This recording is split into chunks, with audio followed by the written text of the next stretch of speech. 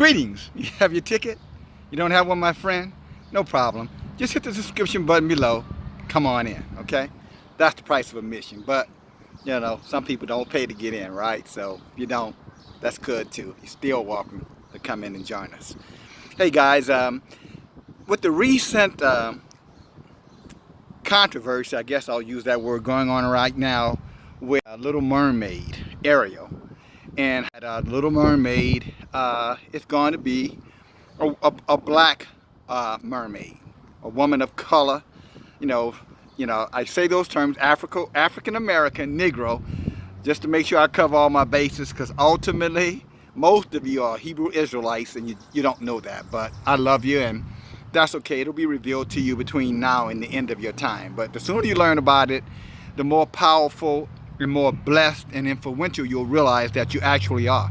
You'll also understand why people don't necessarily embrace you, because those who do not love the Most High will never love the children of the Most High. You know that. Even Yeshua said if they hated me, you know, they're going to hate you. You follow me? He said if they despise me, they're going to despise you. So as long as you go around thinking that, you know, somehow or another this animosity towards you has something to do with just your pigmentation in your skin and nothing else, then you'll continue to label yourself with those terms that they've labeled you with, the labelers. But the Most High calls you Hebrew Israelites. So that's what I'm going to call you. Okay. That being said, let's get back to those whom the Most High loves.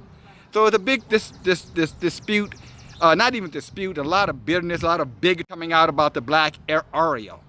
But, you know, we shouldn't be surprised at that. For the America that we've been told for time and time and time again, you know, why do you guys always bring up race? Race is divisive.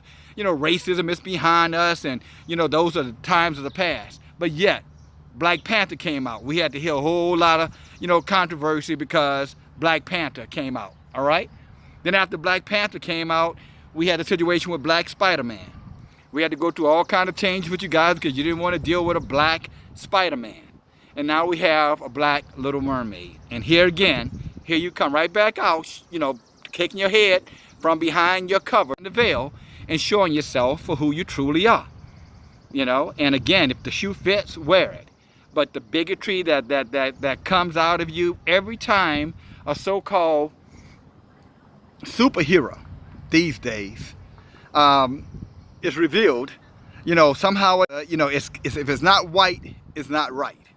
But again, you know, you're just showing, you know, your true colors for who you really are. And again, Hebrew Israelites, I want to make sure that you understand. Don't get it hustle, tussle, a fight behind that.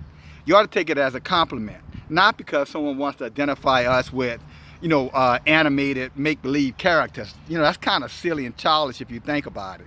Why would you give a damn about, you know, superheroes, mythological individuals, things that are made up?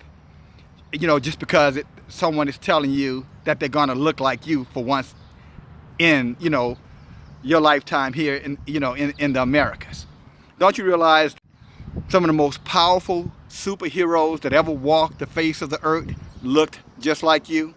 Men like Job in the Bible, men like King David in the Bible, men like Solomon in the Bible, men like Jeremiah in the Bible, men like Samson in the Bible, men like Yeshua in the Bible, men like Paul of Tarsus in the Bible.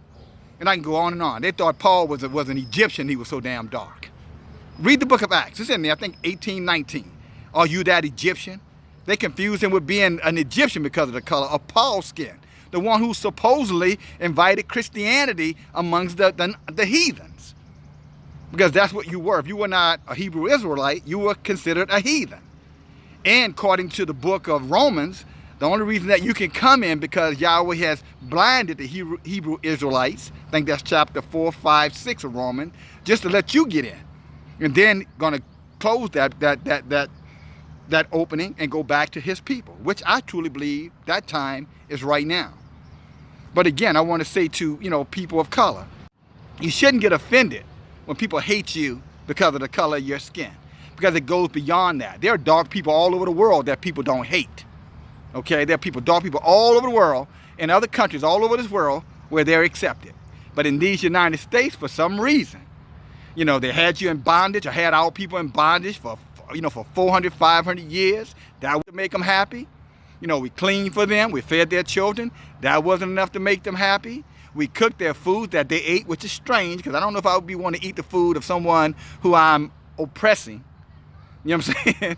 But, because of our integrity as a people overall, we wouldn't do them any worse than we want anybody to do to us. So we cooked their foods and took care of their babies and took care of their property, their land, you name it, whatever was required, whatever was asked of us, with minimal resistance in many cases. We went with it. Many times, of course, we were forced into it. So I don't want to minimize, marginalize, the power of the institution of slavery. Okay, because obviously, it was vicious and violent. But at the same time, I do truly believe that because we as a people turned from the Most High and started looking at the heathens and started looking at their mythology, the mythical gods, the white Jesus, these white popes, these white Roman emperors, all of these white superheroes now. And we've turned our eyes to that, and what happened? We got punished. Back then, before they had their superheroes, they had their mythical Hercules, and they had Thor, and they had Venus and Diana.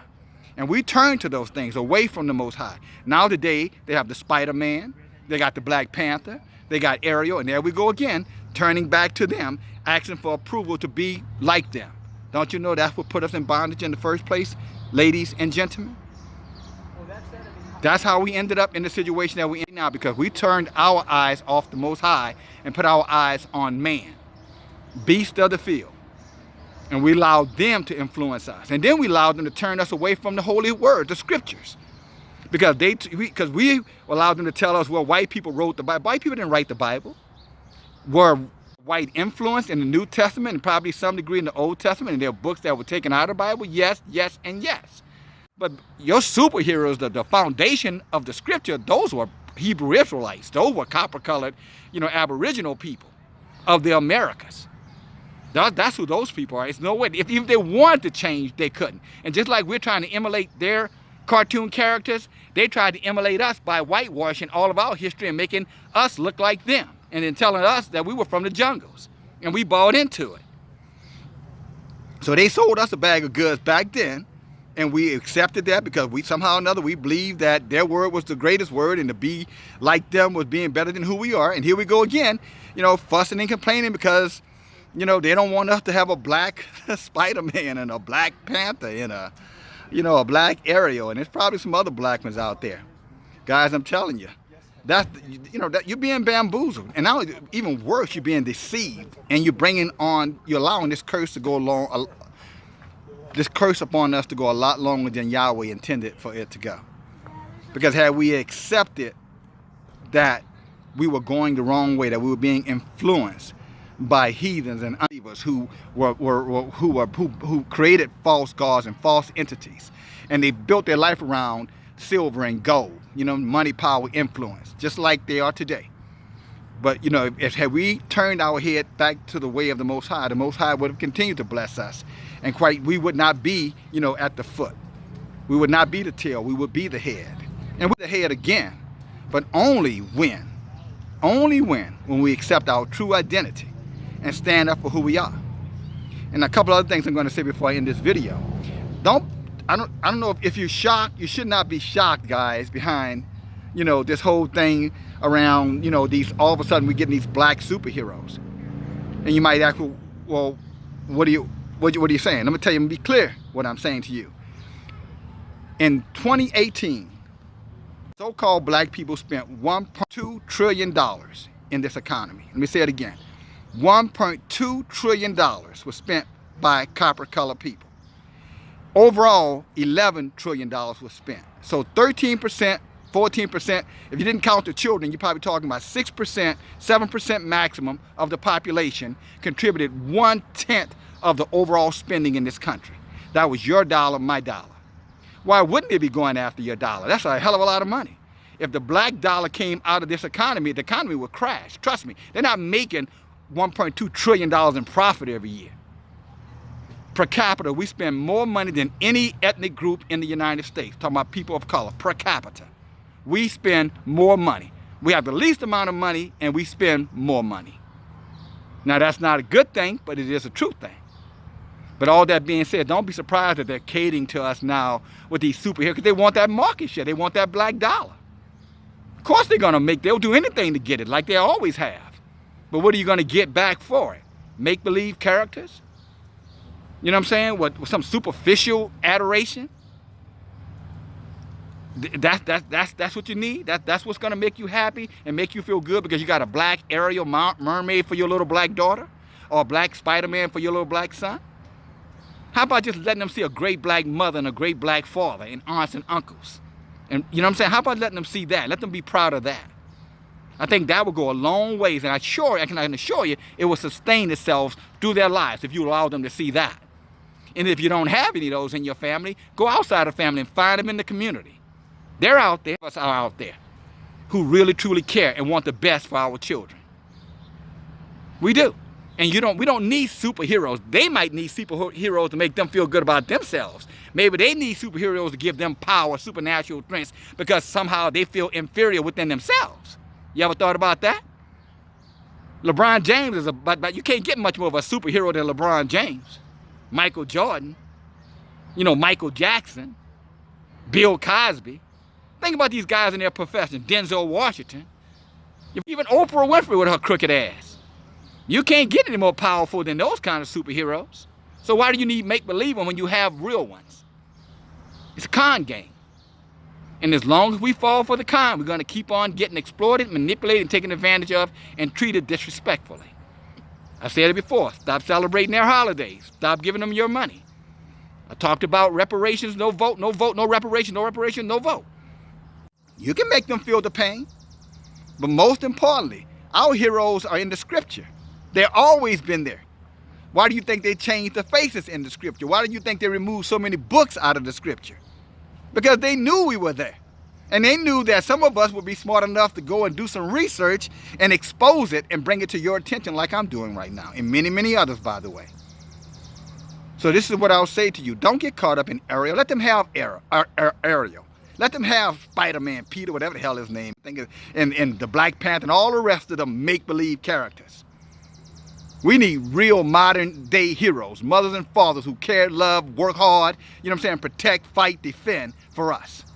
Those are the kind of heroes we need. Let them keep the make-believe stuff. Because one day they're going to wake up and realize they bought into their own lie. They're all deluded, reprobated in their own deceit and deception. Ultimately, they're going to create one of these superheroes that's going to become a real superhero and going to do something to this world that they can't reverse. They're already doing it. Look at the fish in the sea, what's going on in the oceans now. Look at the birds in the sky, what's going on up there now, the air that you're breathing, the food that you're consuming. Look what their superheroes are doing. Because they have no self-respect, no love.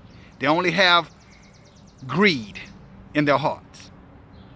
I'm talking to you who that old saying, if the shoe fits, wear it. But that's not the way of the people of Yahweh, guys, ladies. That's not the way. He said, my people perish. I think that's Hosea 4 and 6. Said, my people perish for a lack of knowledge and understanding. Hosea 4 and 6. You need a superhero? They're in the scripture. You need a superhero? You're looking at one. You need a superhero? Go look in the mirror. I'm sure you'll find one. Thanks for listening, guys. DFG, Gideon's Flight. Talk to you soon. Bye now.